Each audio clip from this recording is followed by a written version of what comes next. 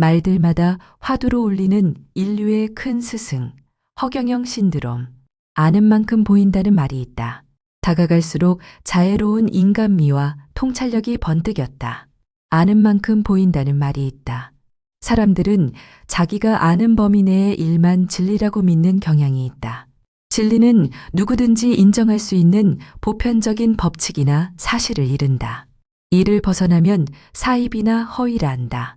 17세기 당시 지구 중심의 우주관에서 갈릴레오의 태양 중심설이 그랬고, 잘 사는 남한 실상을 알기 전 상당수 탈북민이 그랬을 것이다. 국가혁명당 허경영 명예대표의 언행이 어떤 이들에게 그처럼 잘못 알려져 온 게 안타깝다.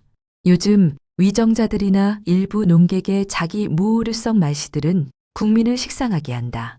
옳고 그름은 간대 없고 좌우 이념의 잣대로만 궤언을 섞어가며 상대를 가름하는 것 같다. 평소 내 생각도 틀릴 수 있다는 마음 자세가 그립다. 이런 게 국민소득 3만 불 시대 선진 한국 사회라면 아쉽기 그지없다. 허경영 대표는 안타깝게도 아직 이런 낭설 같은 피해에서 자유롭지 못하다. 지난날 한때 그는 공중부양이나 축지법 같은 기행들로 시중의 관심을 끌었다. 그것은 본질이 아니고 다만 서민 대중들과 보다 가까이 하기 위한 하나의 방편이 아니었나 싶다. 그의 자서전 무궁화 꽃은 지지 않았다. 나 유튜브 방송 등을 통하여 나는 어렴풋이 그를 알게 되면서 2019년경부터 나름대로 그의 일거일동에 더 관심을 가져왔다. 다가갈수록 자애로운 인간미와 통찰력이 번뜩였다. 내가 아는 한 그에 대한 비방 풍문은 사실과 적잖이 달랐다.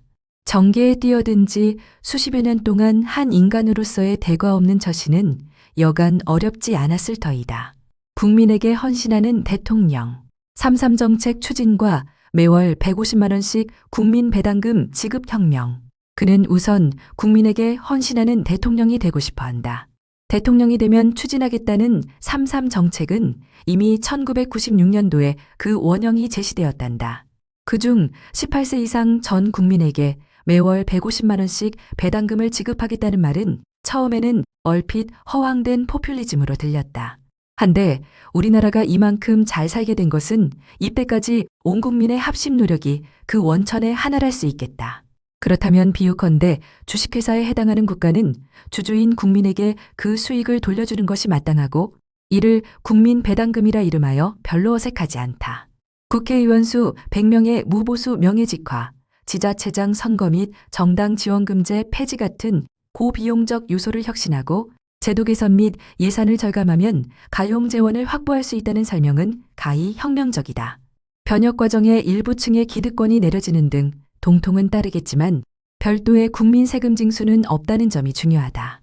20여 년간 지속된 천이지혜의 강연, 3세를 꿰뚫으며 사자후를 토하는 모습, 이 시대 온 인류의 큰 스승으로 우러러야 그는 또한 주말마다 일반인에게 강연을 해왔다.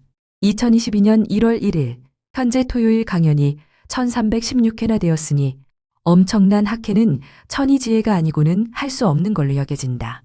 강연마다 신선한 충격 속에 가득 찬 청중을 매료시켰다.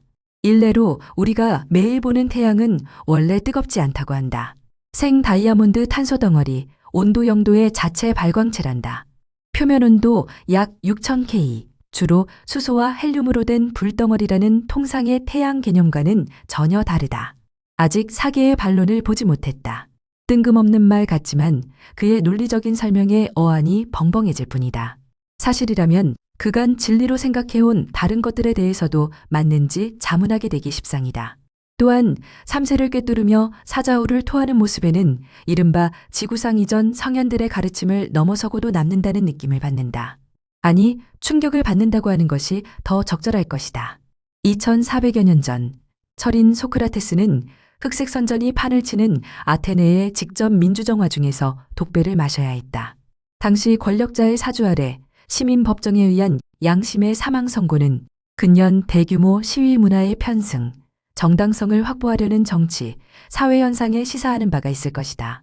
경계할 일이다. 오늘날 인류 신앙의 대상으로 높이 추앙받는 성인 예수나 석가모니 부처 같은 분들도 살아계시던 당시 가까운 인간의 배반과 모함이 있었다. 이를 감안한다면 요즘도 허경영 대표에 대한 혹자의 비방이 없다고 할 수 없을 것이다. 더욱 유념할 일이다.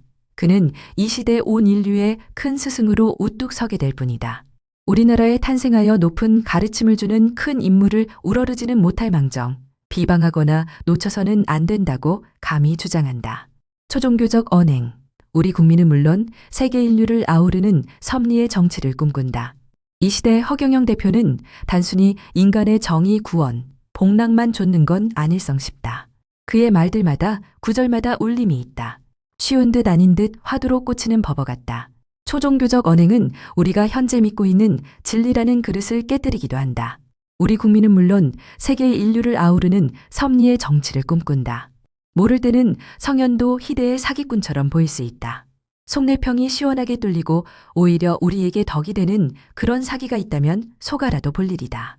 궁금하면 유튜브 속 허경영을 만나보면 풀릴 수 있다. 아는 만큼 보인다 했다. 이런 때일수록 세계적 지도자감으로 타고난 허경영 대표를 엄청나고 새로운 가르침을 주는 지상 인류의 큰 스승으로 주목한다면 헛수고일까? 시조로 기린다. 동방의 등촉.